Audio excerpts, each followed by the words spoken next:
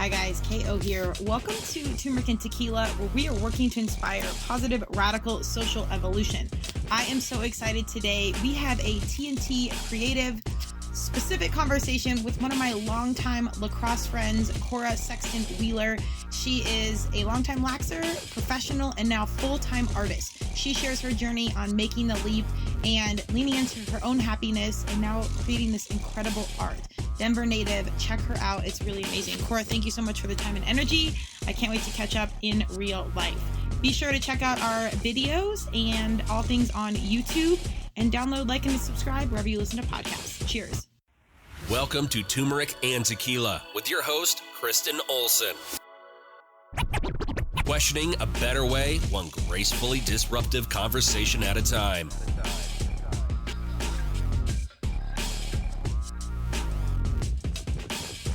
Welcome to Turmeric and Tequila. I am so excited today. I have one of my longtime lax homies of I don't even know, 15, 20 years in the house. And the best part is we're not even really, we're going to talk a little bit about lacrosse, but we're actually grown-ass adults doing grown-up things now. And we're going to be talking about professional situations, which 15, 20 years ago, I don't know that our young selves would have even predicted this. But I'm going to welcome Cora Sexton Wheeler to the T&T mic. Welcome, Cora. Thank you. Thanks for having me, KO. I'm excited. Yes. So on Turmeric and Tequila, we obviously are here for graceful disruption and all things diversity and inclusion and equality. And I started this series of T&T creatives, really highlighting our creative individuals, because in my own personal journey, I've really figured out how important that creative outlet is for me.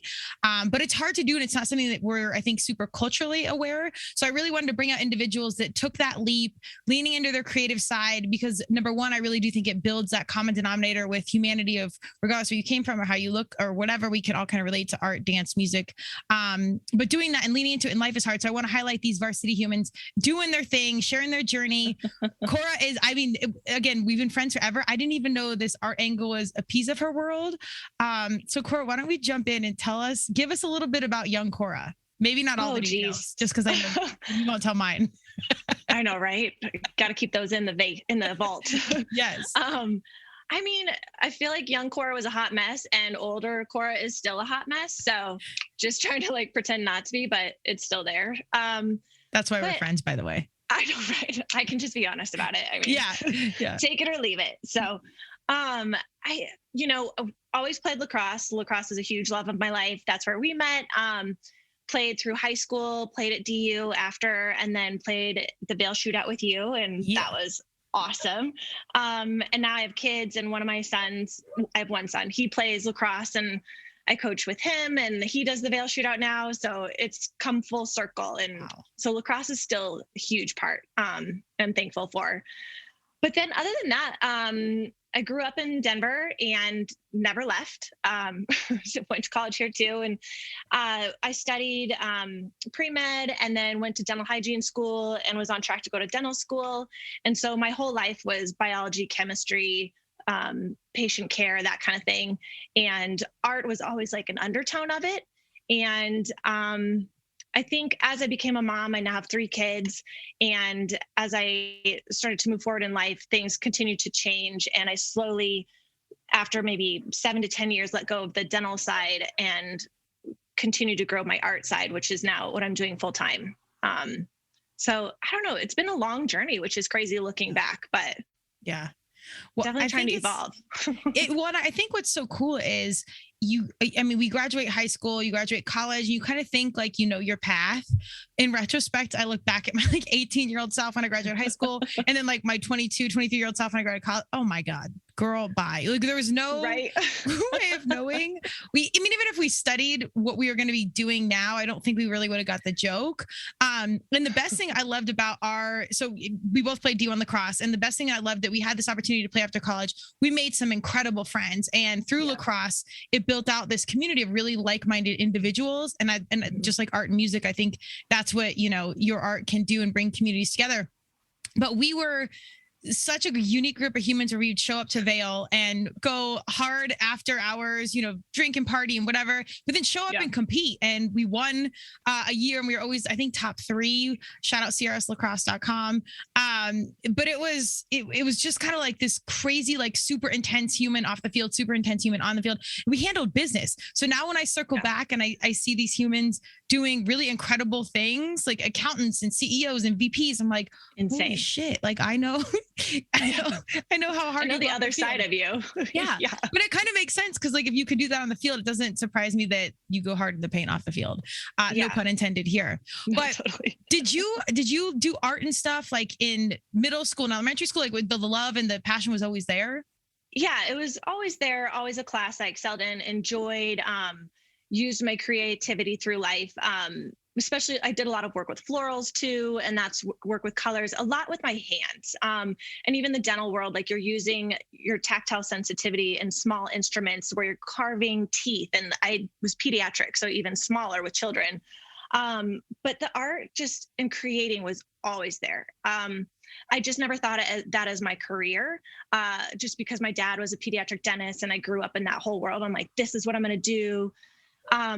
And I loved that whole side, and I was passionate about it, but not as passionate as I am with the art side of everything.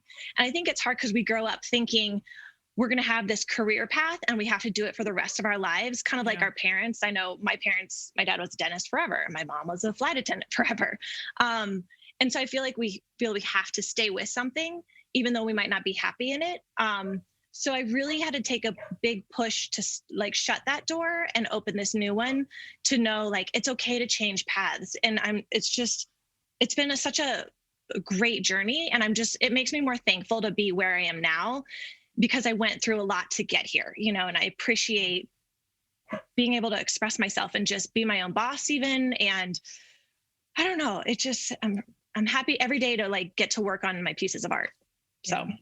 Well, I think gratitude's everything. And I think that even that lesson takes a little while for you to like grow up and mature and really get the joke. And I think there's a really amazing lesson that you just displayed where it really does take time. Like we can be intentional about getting the degree and doing everything we thought we were supposed to do.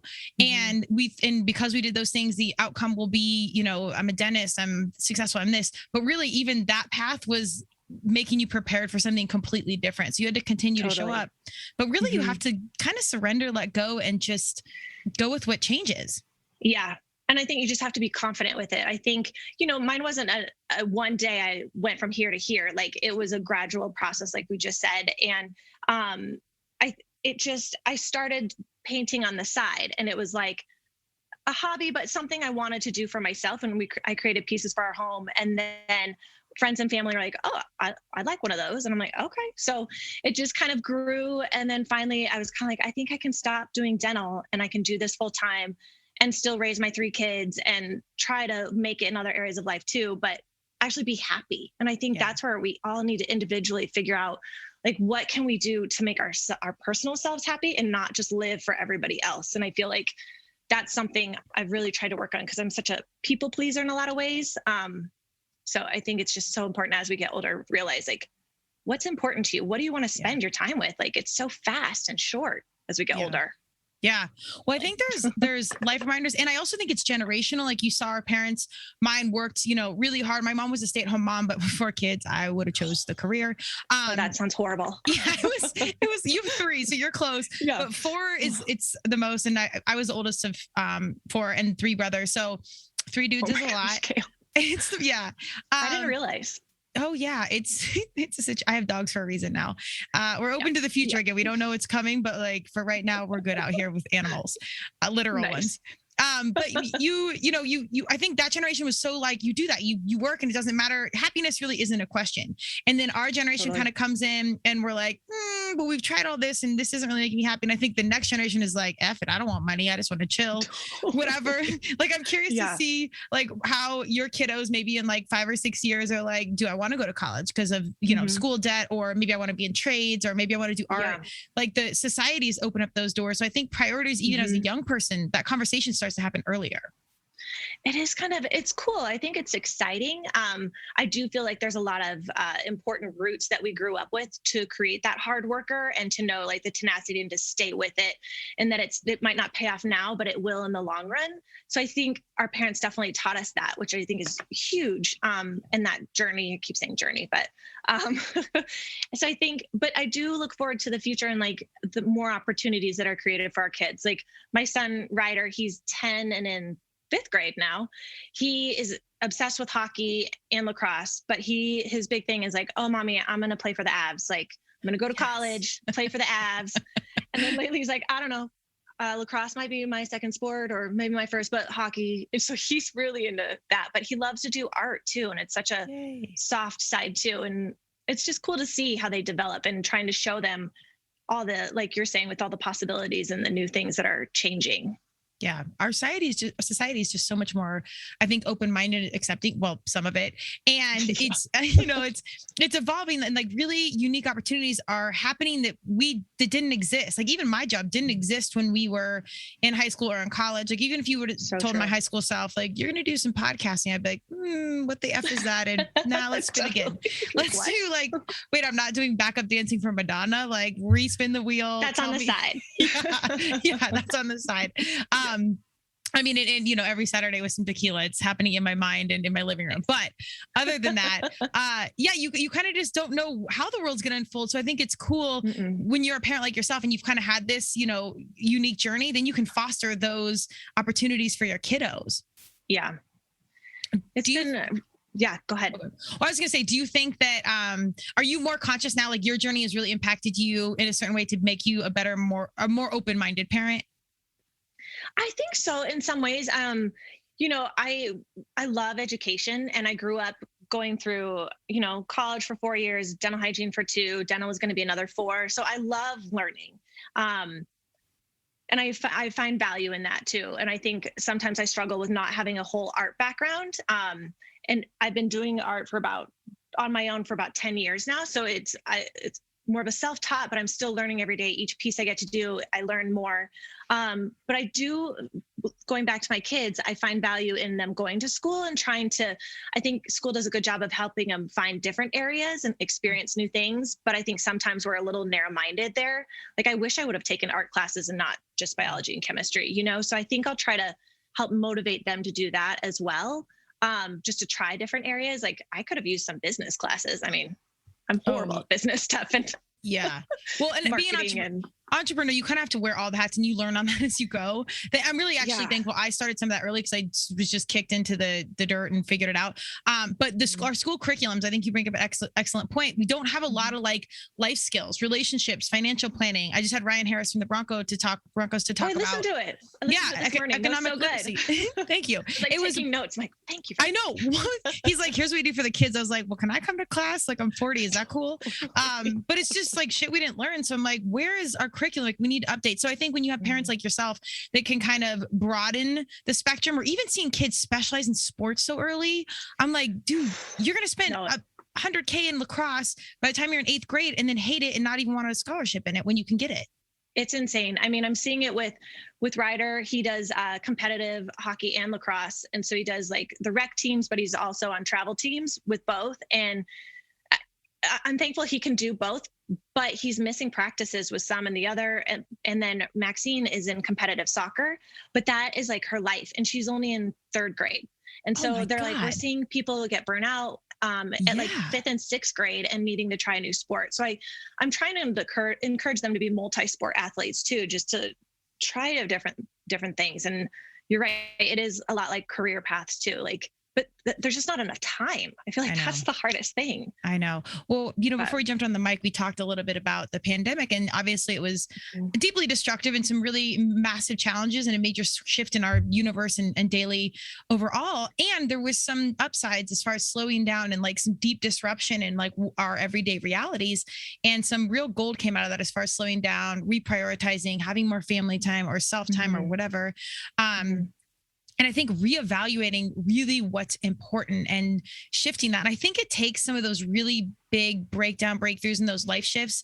And some of them can be devastating, but it provides some clarity. I know you had talked about different influences in your life as far as being a native to Colorado, some of your Native American roots, but really your family. And I think the influence from your father. Do you want to share a little bit of information around that? Yeah, sure.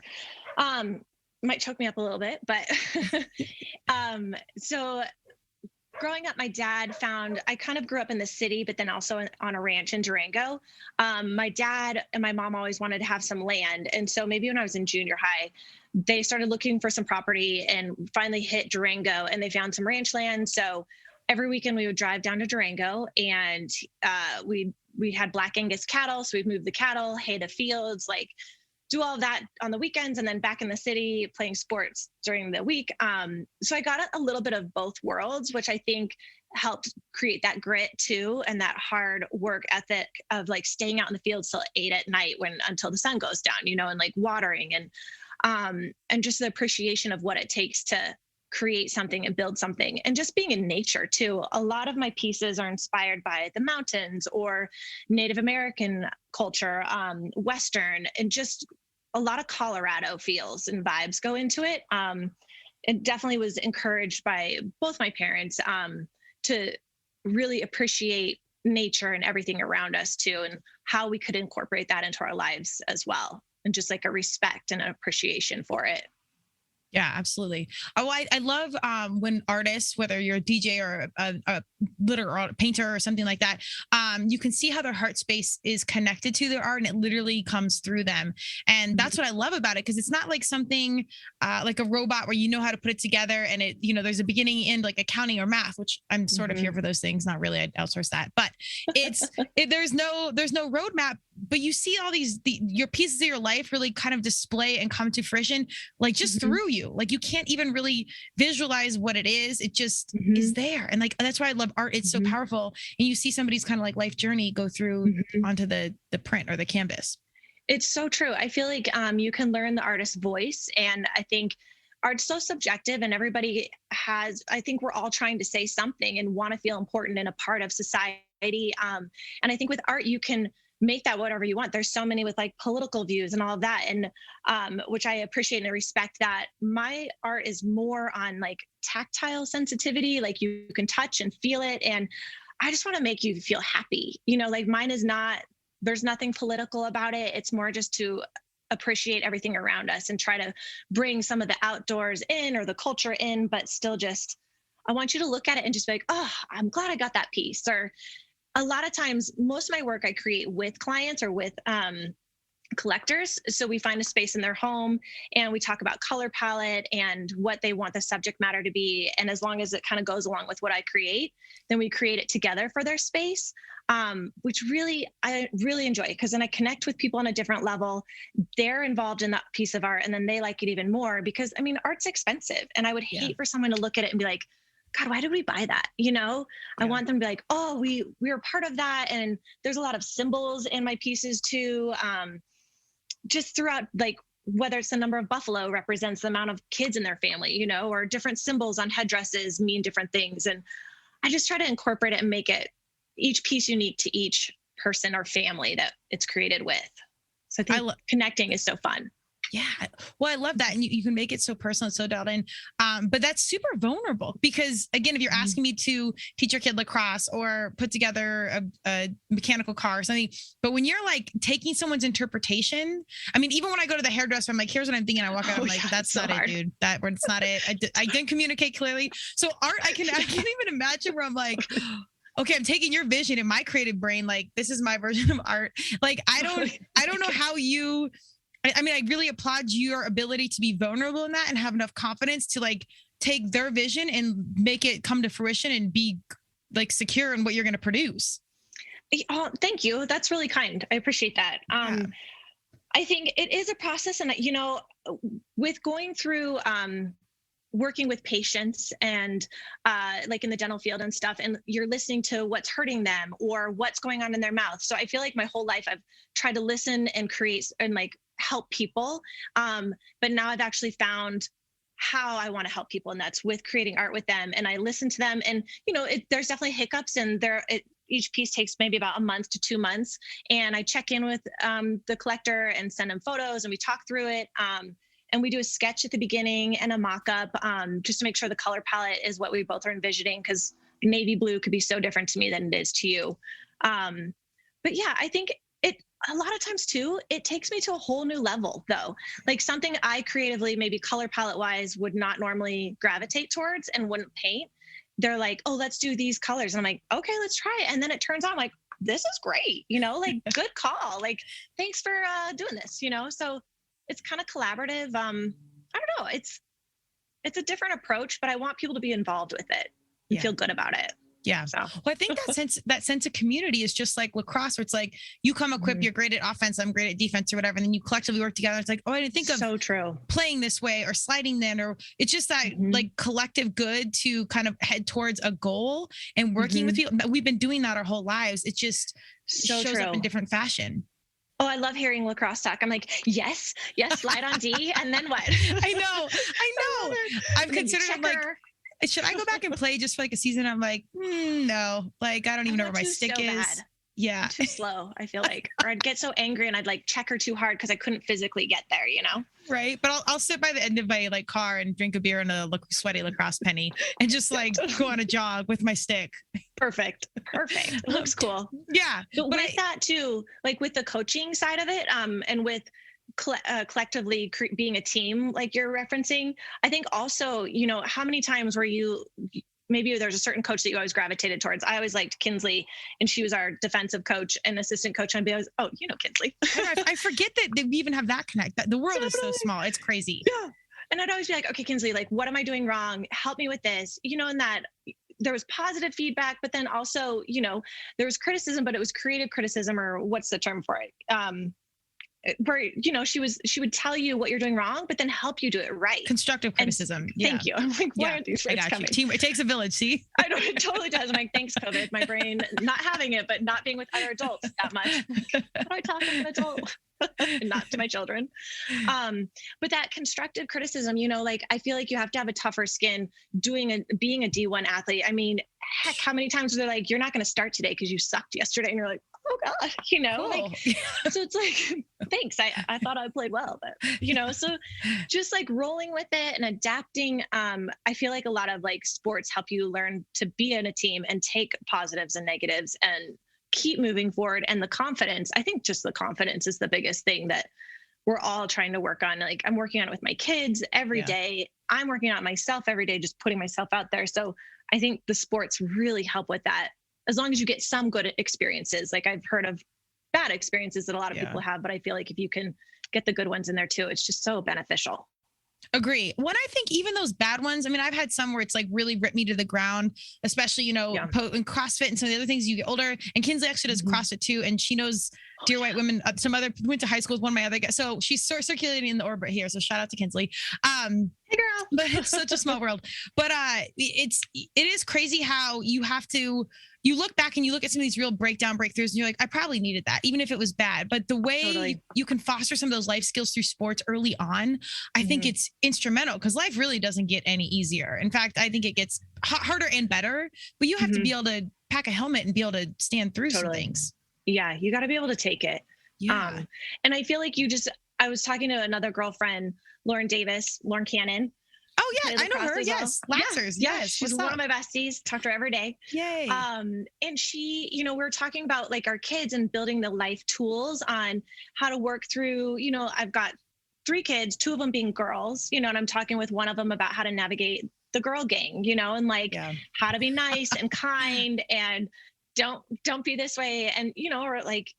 And just helping her build those tools. And there's so many times where I'm like, I want to step in, and Lauren will be like, Cora, you need to let her learn that lesson on her own through like behind the coaches or all this other stuff. I can't be that helicopter parent, know, and it's just those tools that we learned on our own. Like, my parents were never there when I got like mean girled and stuff like that. So it's just like working through life. You gotta experience it.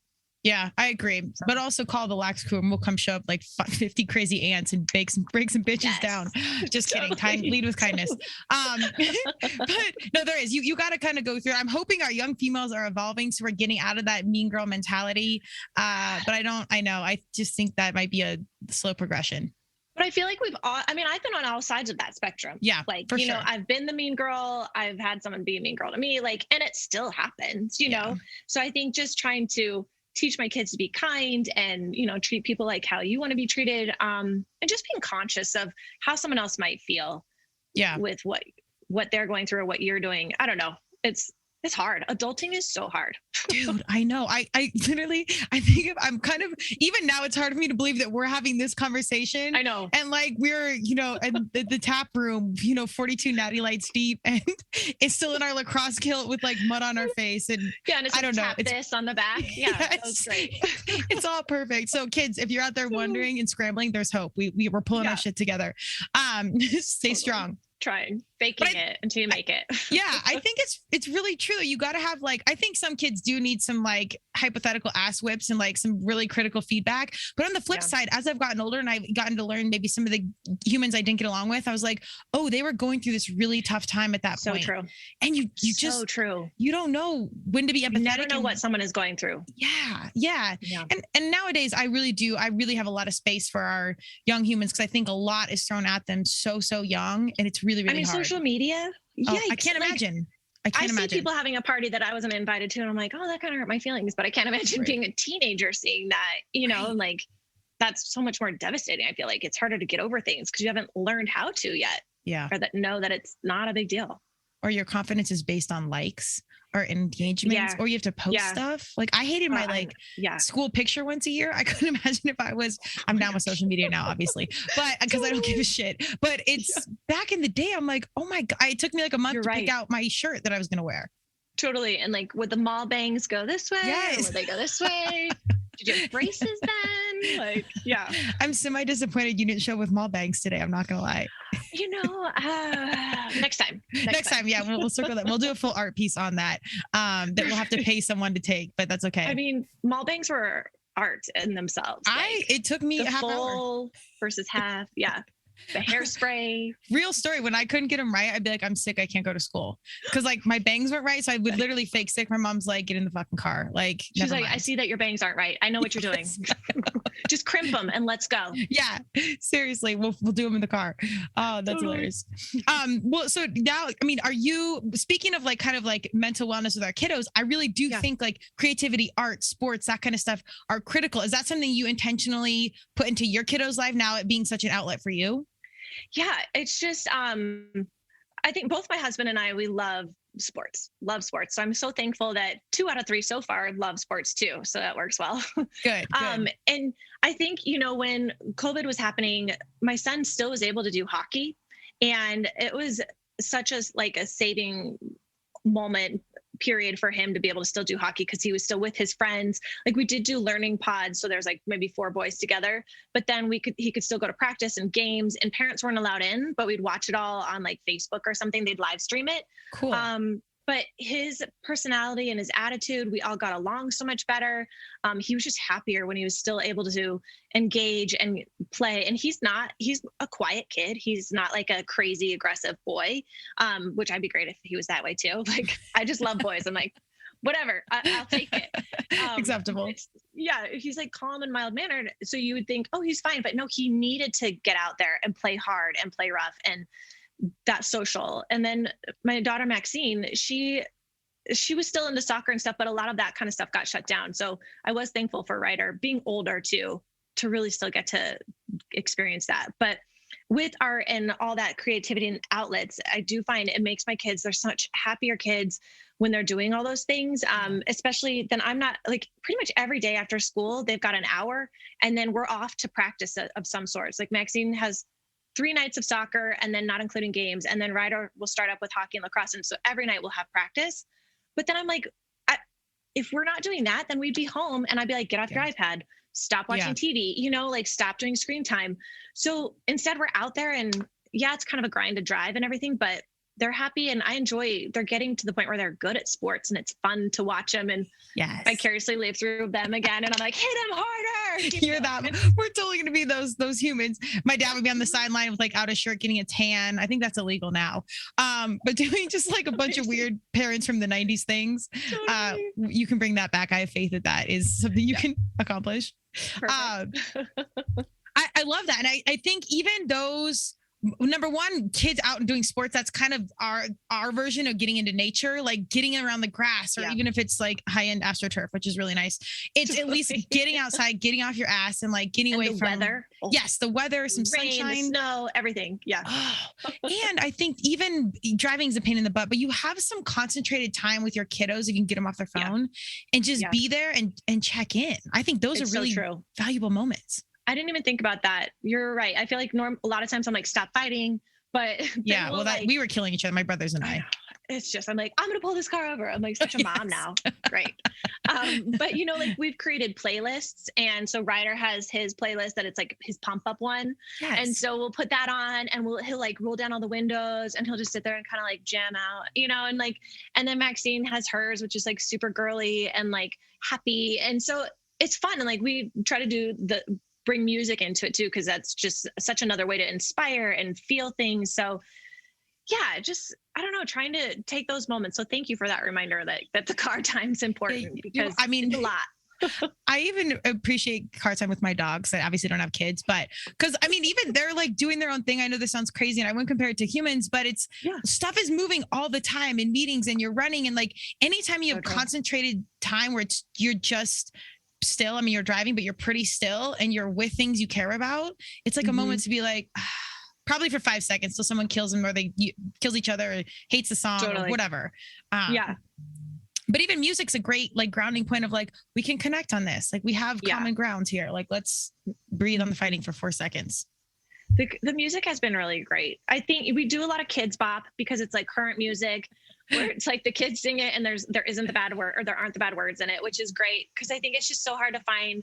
Yeah. Cause I like a lot of rap and like hip hop and that kind of stuff. This is the Cora I know. Come through. Yeah. Yes. Like I want to like jam out, and I do, but then, and like sometimes like a word will slip in and they'll be like, mommy, they just said that word. I'm like, yeah, I know. Just ignore it. So, like, do they have like Wu-Tang for kids bop? Like how deep does this kids bop go?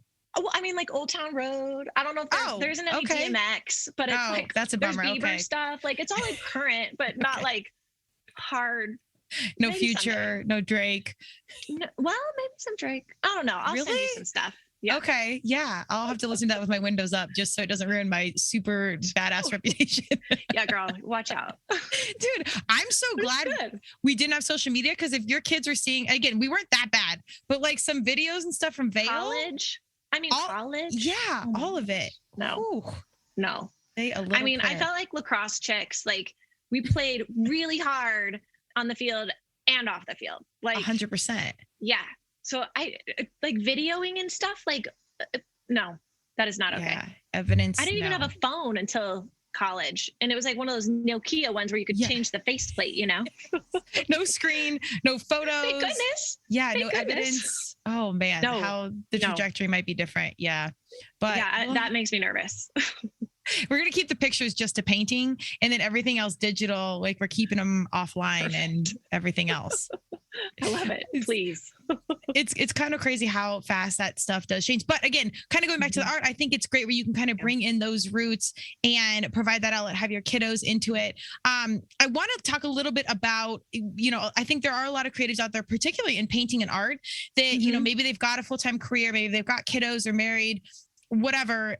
What was your first step into being like, okay, I'm going to leap and I'm going to do this full time? Because I think that initial step is probably the hardest. Yeah, I think, so true. I think it's just the confidence and knowing you've found your voice and what makes you unique as an artist. I think that's quite a process too. It wasn't like one day I just painted something and it was like a success, it's that, again, long journey, building up and learning. And then I just found with mine, like each piece is sculpted. Like I'll show you, let me retrieve. Each piece is sculpted first. And so you can see how off the canvas it is. And it's kind of, you can touch it. So there's tactile, but also visual, just because I always, you grow up like, don't touch the art. And so I want to be like, you can touch the art. It's okay. Yes. So that kind of was like my signature thing, kind of my unique thing that made me different from other art. And then loving to do like headdresses. Like there's a big one behind me that needs to be delivered soon. That was a different angle. And then just kind of my approach to art kind of evolved to where people wanted it too. And so I think once I kind of built up that, knowing that it could be successful, and that I was still working full time, but doing this on the side. And then finally I got to a point where I'm like, I think I can do this full time and I'll be happier too. Yeah. And I think it was once we stopped having children. So, and I knew because I feel like for being pregnant and then afterwards, about a year afterwards, it's just hard. Like you're nursing, you're raising kids, it's crazy. And you're mentally a little messed up too from all those pregnancy hormones and just trying to figure out what's the schedule routine of life now that you have an extra human in there. And so we were good at 3. And so then once we had Roxanne and we were past that 1 year, I was like, I think I'm ready to really commit to this and push this forward. So I can still be a good mom and raise my kids, but I want this to be my journey too. And so I think that was like the point that I knew like, okay, I'm confident with this area of my life and that I can invest more time into this. Because I feel like a lot of times we spread ourselves too thin because there is so much opportunity out there. And I was definitely doing that with like flowers and dental and this. Yeah. And then finally I realized like out of all of these things, this is what makes me the happiest. I look forward to, even on the weekends, being in the studio, painting and creating and, and getting out there. So I'm trying to think back what your question was, but I mean, it was really just about taking that first step, but it sounds like you kind of did it slow, built the community, built your systems, and then took the leap. But I really think that the piece of advice that is hard for myself as well, even though as kind of like my business and consulting has transitioned, is knowing that you are prepared to do it. You do have the community, you have the skill set, even though your skill set didn't look like a million years of art. You had one-on-one conversations where you learned how to listen and working with small tools. And I mean, the tactile stuff, like you were really prepared working with a team. And so I think people think they're less prepared when really like life journey, I always say God, universe, Madonna, whatever you believe, has been preparing you for that point. You just have to see it. No, it's so true. You have to see it. And I think it takes a minute for you to sit down and think like, what is my voice? What am I trying to say? And I think as long as you know what your clear path is, then you can move forward with that. And it doesn't have to be exact. Like mine's still going to evolve. All of us evolve through time, hopefully, and hopefully improve through our different journeys. But I think the biggest key is just knowing what you want to say, what you want to represent. And I think I struggled with that for a while because I was like, well, should I try to push this or should I try to be this? And I'm like, what am I though? Like, I'm happy. I want to create with color. I want to make people happy and I want you to experience it. And I'm like, well, that can be what I'm pushing forward. It doesn't have to be a political statement for me because I'm more private on that kind of stuff, which is fine for whatever route people want to take. I encourage what's you do that, So I feel like that was the biggest turning point when I was like, okay, I'm ready. I know what I want to say. I love that. That's nothing at all. Very well said. Well, I mean, yes and no. I think you say a lot. You just the way your point of communication, art, music, rapping, whatever it is it is using your voice, but it's doing it in your way. And I love what you said, where you have to kind of take time to do your own personal work. I know with my own journey of self-evolution, it was like very like, okay, I'm doing this, like money's coming in, but like, do I really give a shit? Like, is this putting, things, does this matter? And, the podcast started like literally using my voice, not really having a plan on what I was going to say, but I knew that I couldn't stand, young people being sold a dream through marketing and branding. And that's what I did. So I'm like, we got to start highlighting people questioning about doing this because there are examples of people doing this. You don't have to be spoon fed a reality. So it's true. You have to check in with yourself and unpack that. Yeah. Yeah. I think just the encouragement and knowing that I think rejection is a huge thing too. And I've felt it a lot through life. Like we all have. I feel like there's probably more rejections than there are acceptances. And that's okay. It just makes you harder, appreciate it more, want that grind and push and know like, if this is where you need to be, it's going to happen. And I think just trusting in God or in yourself or in whatever's out there, whatever you want it to be, I think is important too. Cause there'll be times like someone will be like, I just don't really get your art or I don't like it. I'm like, okay, I mean, they don't come out and say that, but they're like, no, I'm good on this piece. I don't want this. I'm like, fine, that's great. But I know that something else is going to come along. Yeah. And that's what I think you got to remember always, is that there's so much opportunity out there. Something is going to come along. But I mean, obviously you have to work for it and aggressively pursue it. But it'll happen. So I feel like that's like, just knowing, like, sometimes I get stressed. I'm like, oh, I'm not working on a piece right now, or I don't know when my next piece is coming, my next client, when I'm going to get another request. So then I'll start painting something else. And then like 3 or 4 will come the next day, or I'll try for something and not get it, but then something else positive happens. So I think just being able to go with that roller coaster of ups and downs, and just still being confident and knowing what you're doing matters and it's where you need to be. I think it's just the self-confidence, I think, is hard, especially when you're on your own, like you are with Turmeric and Tequila, and just like, or a lot of artists, it's not a team of people. And so if someone doesn't like it, it's your work that they don't like, it's not like this whole group of people. So I think that's hard, but knowing that you're not alone. Yeah. Well, I really encourage, I work with like kind of a group of podcasters, and it's been so reaffirming. Oh, cool. Well, we don't really know what we're doing, and the space is evolving so much. And I'm in it. I'm confident what I do, and I'm confident how I show up, and years down the road, I might be like, I can't believe I said that. Like, that's completely taboo or politically incorrect, or who knows how we're going to evolve. But it's worth it to me to have that risk and be wrong than say nothing and just pretend that I'm right. Like that's not what life's about. And just like failing as a kiddo, in college or whatever, being one-upped by the seniors, or you got to kind of go out there so you learn, and then you get on to the next thing. So true. I think with that, and like, it's just so important to not overly shelter your kids, which it's hard because, like, I want to shelter mine and be like, get that kid away, or you be nice, or, like my kid needs to be nicer, all this stuff. But guide them, yes, but still, like, we all have to experience life. Even now, still, like, our parents can't like shelter us and keep us from experiencing it. So they had no idea. No idea. I feel like mine weren't involved in my life as much as I'm involved in my kids. Well, the downside of social media is like the parents can get on there too. And like, we can see what's going where. Even when I was coaching, I was like, was there a party this weekend? Cause like you look hungover, and now we're running 1,400,000. So I'm going to need you to figure this out. And you're puking on the side. So and I don't do throw up. So you got to go. But all right. So if you're out there and you're listening, and you're really looking to like lean into creativity, so I've got the podcast and I want to lean into fashion. And I like what you were saying, all like your journey, it kind of led you to this point, even though like it wasn't an art background. As I was unpacking, I'm like, I really want to do like fashion. I'm like, wait, what the F do I know? Like, I've never done fashion. I wear neon tights. Like, who does anyone else care about this?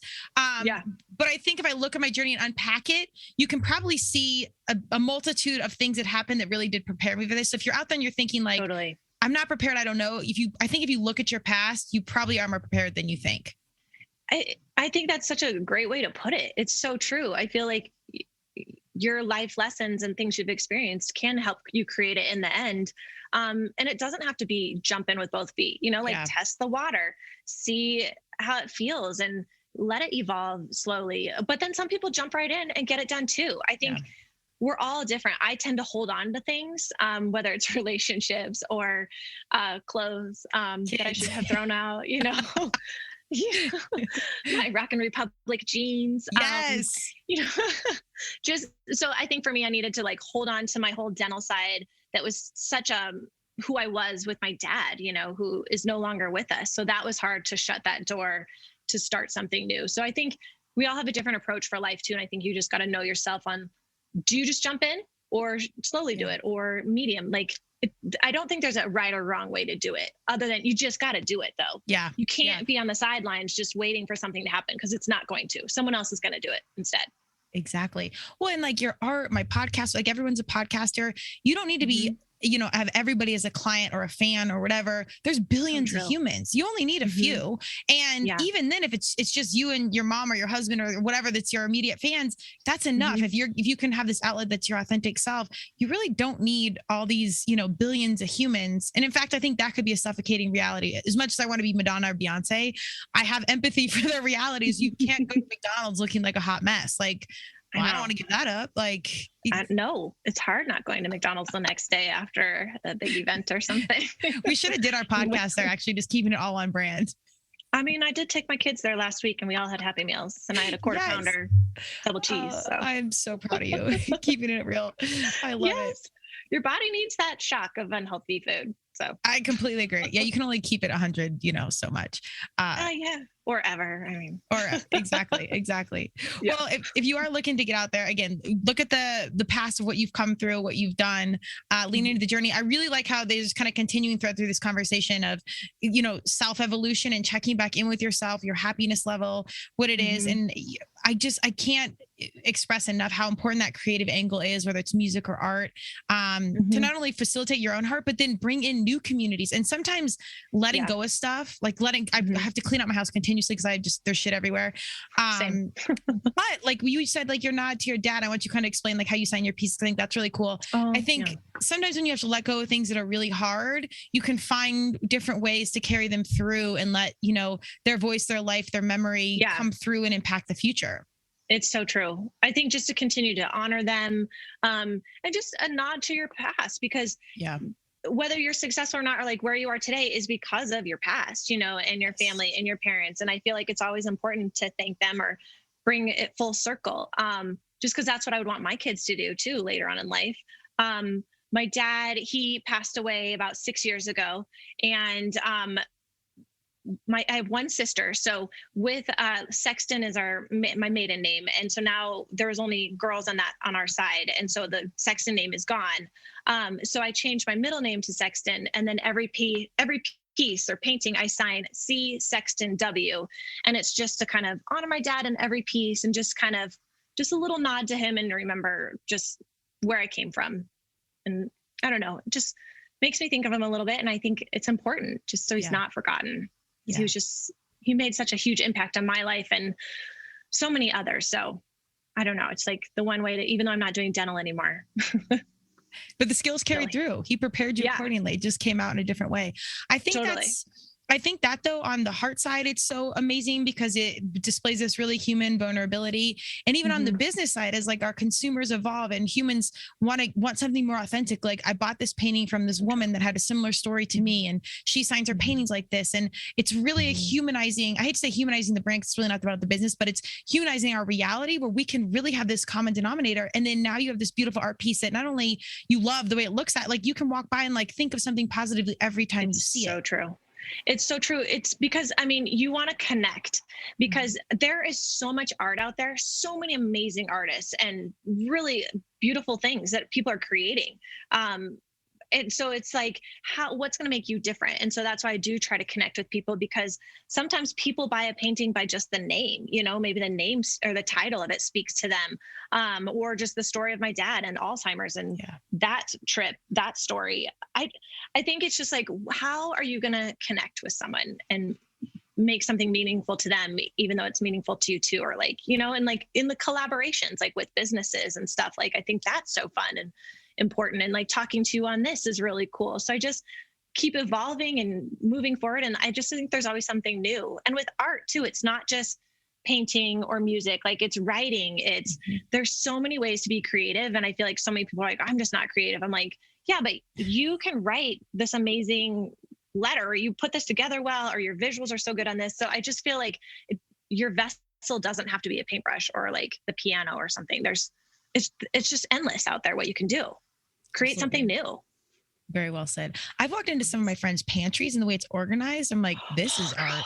I'm like, oh, right. F did you even like the cornflakes have a Tupperware and it's labeled, and I'm like, it's like Zen in there. Yes. Yeah. I'm like, this is, I'm just going to sleep in here. Yeah. Is that okay? Yeah. Like, ours are like half ripped boxes, like shoved in there. There's like a mouse. Like, oh yeah. Yeah. Hashtag protein. There's powdered sugar all over, it's sticky from honey. Like, I wish I was better at organizing. I mean, we can't be at all. You can't be strong, good at lacrosse, whatever, like good at drinking beer. What else do you want from me? Like what else? It's rosé now.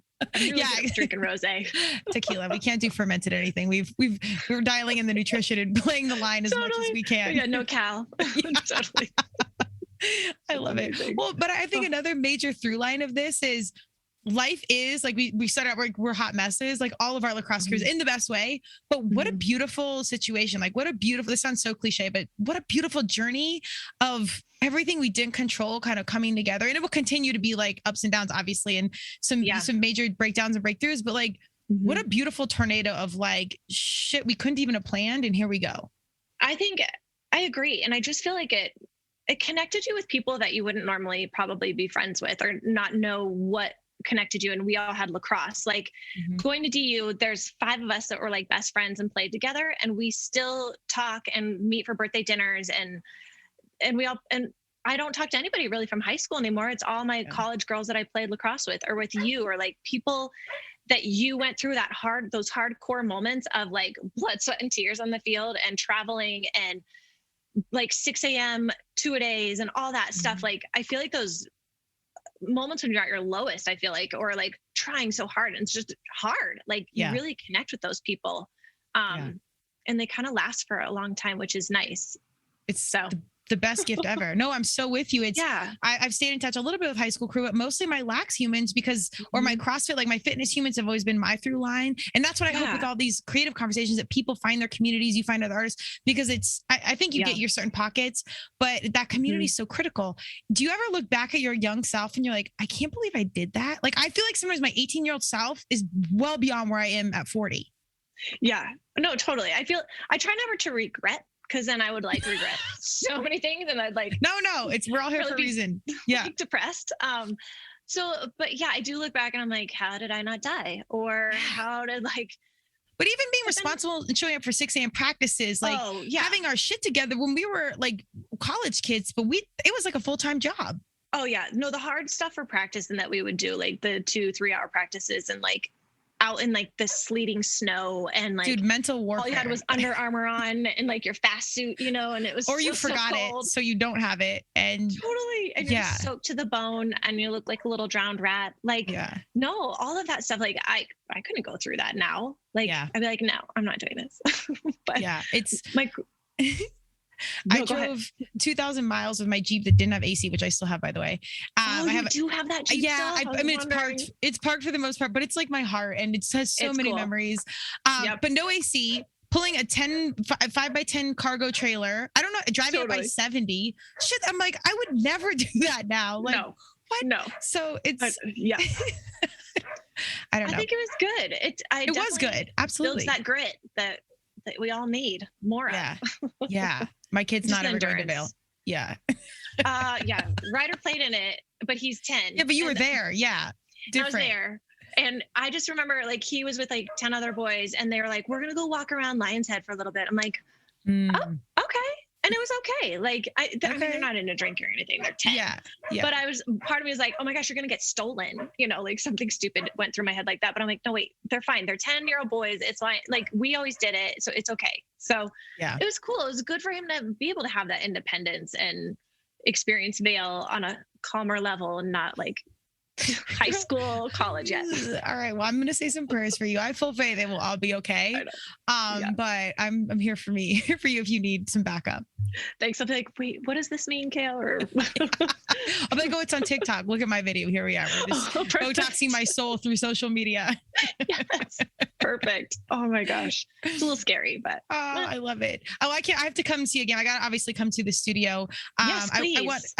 We have to. And we'll have to do some sort of like, maybe we'll do a podcast there or something. The acoustics, if you look at this on YouTube, her ceiling, I'm sure the acoustics might be kind of brutal for a podcast, but it's drop dead gorgeous. They took out the ceiling. Her studio situation is beautiful. I've got a good sitting area over here too. Perfect. Sit right there. Yes, we can skull natty lights. Yeah. Just kidding. I'll bring fine tequila and rosé. Yes. We'll upgrade our life. All right. Well, I mean, there's so many things I don't want to share all the lax stories, but there's so many things we can go on to. But where do we find you? Give me Instagram and give me website. Give me the deets. Awesome. Thank you. I would say really Instagram. I try to post a few times a week. I'm trying to be more like better with that. Just because it's such a good avenue for marketing. Yeah, and absolutely. That was what I found has definitely escalated my work even more because I'm always painting, but people don't know that, so then they see it and it's just like, keep putting it out there. I'm like, oh, I want that, Yeah. So Instagram, and it's just C Sexton W Studio. And then I have a website too, and I always have everything posted on that as well. And that one's csextonwstudio.com. And then my information's on there too, if you ever need to email me or get in contact. But I mean, Instagram's pretty good too. I love it. So cost and time effective. Everyone's on there. But check out, because she's been because you guys are doing live shows again, right? Is that even what it's called? The correct term? For like when you go do like people come see art displayed. Yeah, like galleries and stuff. Okay, yeah. Yeah, no. I'm like, you go to the bar. Give me a clue here. I'm like, I don't sing, so yeah, no. I have like clients out to my studio and stuff to talk through things, or I do a lot of Zoom calls, which has been great. Like that, I feel like COVID has really elevated that side of it. So, and then I'll do different events and stuff. Like I've been to the free market and different things where I'll sculpt and do some live painting. So yes. Oh, cool. Okay. Yeah. So I think there's definitely different things. I'll post it on Instagram if I'm doing anything like that. But I mean, always up for a conversation, and I never try to push my art on anybody either. And I appreciate anytime someone contacts and like wants to know about it and talk about it, but I don't make them, I'm like, you don't have to buy anything. So yeah, because it's such a commitment. So I hope people always feel comfortable with me with just, if they just want to talk about art and hear the process or anything. I think it's fun. Yes. The human connect through. I will push your art and I will say, you need to go see it. And even just check out the Instagram, because the way you do the videos, it's like very soothing. You get to see some of like the creative process. No, it's really cool. I mean, some people like seeing like ice cream being poured or like something being smashed. It's very like, it's a cool process to see it. I'm not really familiar with art, but I love it. So I loved seeing some of the behind the scenes type stuff. Good. Yeah, I've learned that people want to see how it's made versus just the finished product. And so a lot of them I pour an acrylic resin or an epoxy resin over it. And so that gives it that high gloss, like mirrored effect like this one has. And it makes it kind of more modern, and it makes the colors pop. And I use acrylic paint, but it makes it look almost like oil paint because it's so intense in color. So there's a lot of different mediums. And then like this is my favorite tool. It's a burger flipper. I use it to sculpt. This is my favorite. And then I just have lots of tools, and I've got some dental tools. No way. Use the dental tool. I love, this is so serendipitous. That's so cool. Yeah. No, I use scalers to get in there and make it smaller, and any tools I can use. So so check it out. And she does like a lot of nature and nature inspired. But then there's like some neon in there. So it's a really diverse, love some good colors. Yeah. You check a lot of boxes. So I think the audience is very, very broad. Awesome. I tried to, I want to bring in more. I'm excited for the next challenge, or what's the next step? Who do I get to work with next to create something new? I don't know. I'm just hungry and excited and just, I don't know, just excited. I love hearing that. That's like kiddo when you first lacrosse practice or you start something new and you got to learn. I don't know if you still do art classes, but like getting back to that mode of learning and creating, that is soul Botox. Like that is so good for you. It's so true. Everything. I mean, every piece I learned something new because I work a lot with water and making it kind of organic. And a lot of times the paints do something that's unexpected. And I think that's really fun too, to be like, oh, what's this going to do now? Or this color on top of that color wash. And I don't know, I'm always trying to figure out new approaches to it too, still in the realm of what I like to create. So. I love it. Do you ever not want to let your paintings go? Definitely when I first started out. Like I still have a lot of my first couple pieces. Okay. But yeah, I do, but I'm also so excited to get it out so I can start the next piece. Yeah. And since I've done it for so long now, I feel good. Like my mom is the one that's more like, I need that piece, Cora. And I'm like, Mom, it's sold. It's for someone else. She's like, I need that, Cora.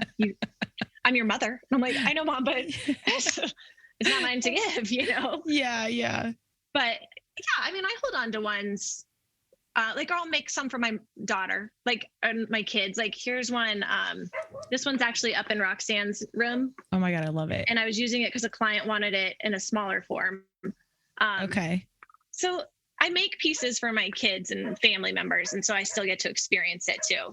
But we don't have that much more wall space. So I was going to say, you can stay so attached. The old jeans stay, the painting has to go. It is what it is. The jeans are here first. A lot of stacks of jeans up in that closet. I love it. And a portion of your proceeds of the headdresses kick back to a nonprofit? Yes, they go to a nonprofit here in Denver, and it supports Native American children and families.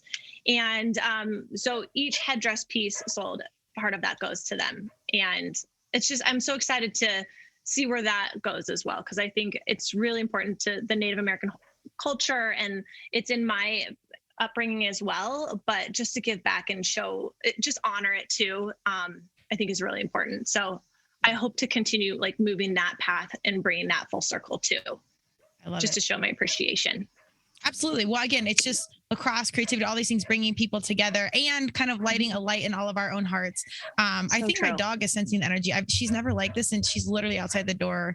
I don't know what she's doing beer pongs or something, but Totally. But check Cora's art out. It's amazing. It's super like different and diverse, but absolutely beautiful. Colorado native. I'm always here for my local humans doing a thing, especially when I've known them for 20 years or so. But I'm excited, and I love to see us grown up. I'm using air quotes, but our grown up selves. I feel like talking to you that we're like 20 again. Absolutely. We are. Let it be known. I know. I'm like, it just feels so good. I want to be like, dude, do you have your cleats? Like, we're late and the refs are yelling at us. I haven't unloaded the trailer yet, but let's go warm up. Totally. But I don't know, the whole Colorado. I do one thing too. I not just headdresses, but I do a lot of mountain pieces. Can I show you one mountain piece? Yeah, anything you want to show. Absolutely. Thanks. Please. I'm so bad at this part of things, the marketing. So this piece well, there's my dog. Oh my God, Dookie. How cute. Hi, baby. Yeah. Say hey. Hey, Dookie. I wish my dog was like in that mode right now. That would be appreciated for my audio. Right. Okay, let me see. Can you see that? So this is a huge mountain piece. Yes. That's drying. And then it's going to have like some elk on it, and different things. Oh my God, it's gorgeous. I love the three-dimensional. That's so awesome. Yeah. And so different. I'll show you this one, and then I'll let you go. I know time's probably running out. So like this is a bandana, and my mom wears wild rags. Okay. They're called, and it's what cowboys wear around their faces when they're like out in the fields or to keep dust from going in their face and mouth and stuff. But this is another way that they wear them, is just with like a little metal tie. But you can see like how off the canvas this is. Yeah. And so it's all sculpted on there and then painted. But so this is like, I do a lot of like wild rags and stuff too, bandanas and different things. You have, I'm not going to label it correctly, but you have like different, is it genres of art or? Yeah. Right? Okay. A lot with like, not just all Western, because like this one over here is just super modern, and that's going to a house. And it has a lot of texture, and that's a matte finish. But definitely, and then this one's going to have some words go on it. That are sculpted words and stuff. So, oh, cool. Yeah. And just different clients wanting different things, but still within the realm of what I do, and a lot of flowers too, but, still a lot of good nods to Western, but not just cowboy or Native American but a lot of Colorado, I would say. Yeah. I love it. Well, you got to go on there and check out what she's doing. Cause again, it's like diversity in colors, diversity in inspiration in the art forms, flowers to Western. The maps were really cool with like neon highlights. Oh, yeah, the maps. That was fun. There's Denver maps. Yeah. There's all kinds of cool stuff. And you kind of know, but I really love I don't want to say secret stuff, but like the little intentional details that you may not know. I just always feel like that, like art, even t-shirts and fashion, like those things that people don't know make it so much more personal. I mean, that's so true. And then that's like you were just saying too, it's like your connection to that person. And that's like why just to them, like why it's special to them, and something someone might not know that's what that was, or like there's flowers on certain parts, or anything to connect, girl. I'm so proud of you. We are out here as grown ass I'm proud adults. of you. I mean, this is cool. You're so good at talking. Well, who knew? Thank God this became a thing. But you're easy to talk to. And this was so fun to like, I don't know, get to share. And I was so nervous at the beginning, and I'm like, I forget that you're recording this, and that it's just not just us hanging out. Yeah, I know. Which we do need to do rosé and tequila IRL in real life, and catch up, because I think that squad points. This is always such a good reminder of like, we got to make time. You got to get the LAC squad back together. It is true, because I feel like, I tend to hang out with parents that my kids hang out with, like my kids kind of dictate that. And so when you do take that moment and take that time to reconnect with people and go do that, it's just so rewarding, and it just feels good. So yeah, I need to make that effort. So I'm with you. Tell the girls, all the DU homies, that I said hello. I will definitely.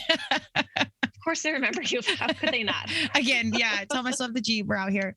But yes, but I appreciate you. Check out Cora, what she's got going on. I hope you, my listening audience, can go see some of her stuff in person, because again, they're beautiful online, but seeing some of the 3-dimensional and the texture, and just her energy around her art, I think is it's an awesome thing. If you're leaning into be a creative, tap into her, reach out. I don't know if you're open to like helping coach or mentor or anything, but her journey is an amazing one. So if you're thinking about it and making that leap, lean into what she has going on in her whole situation. Yeah, I'm happy to help motivate or just encourage. I feel like just encouragement is what we all need, and just to know that you can do it and that there's just so much opportunity. Yeah, so just get out there and do it. Yes. That's the hardest thing. Rip the Band-Aid off and just do it. Again, our 18-year-old selves, just show up, you practice, it's time. You got to be there 15 minutes early or you're late. So that ended at college, just as my rebellious self. Like, we're done with that. Yeah. Same. We're done. I wish I would have kept that up. I need that. I love it. All right. Well, check her out. Thank you so much for this opportunity. I really appreciate this. This was so fun. And I just appreciate getting to talk about this and connecting with you too. I miss you. Let's check in maybe in a year and see how some of the art has progressed. So I don't get to talk to you for a year? Yeah, the whole year. Nope. This is my phone. No, I've told you, we got to do this in person. I don't know that it's good to record or not, so we can actually tell real stories or the real detailed stories. But no, let's check in on the business side. Personal stuff that'd be so fun. At what are some of those gross bars we used to go to? Candlelight or Dawn's? Yep. Yeah. I remember the Candlelight and the Kentucky Inn. Oh God. There was like a cringe over your face as you were saying it. Like, it's all coming back to me now, as Celine Dion says. Oh gosh. Yeah. Yes. But that was so fun. And like, oh, I know. I remember dressing up in like aerobics attire for one thing, or just that would have been one of my CR Slacks bashes. I think we did. Okay. And all your shirts that you made. Yeah. I still have the one of the silver fox from Vail. What was it? Yes. Phil Long. I still have that purple one with his picture on it upstairs in my closet. Katie G was just up there. He's still playing. He's still, yeah. So next time you're up there, house, right? No, dude, we were at the Red Lion. Oh, we didn't have Chop House. But he's at the Chop House now. I think. Oh, is he? It. Oh, okay. Yeah. I think he owns like 2 restaurants. Joke's on us. Yeah. I don't know. Maybe don't take any of this for. No, I think Katie G, I think you played with her, longtime lacrosse human. Played at Mason from Arapahoe High School. Oh yeah. She was a few years younger than us, like 10. But she was up there because she works for Coors now. I'm telling all her business on the podcast. And she saw him, but I think he owns like 2 restaurants or something. Yeah. He's living the dream. I want to own Vail Properties and just cover Whitney Houston. I literally will have no one there, but we'll just put it in my mind. I can't wait to see your outfits. I think that's amazing.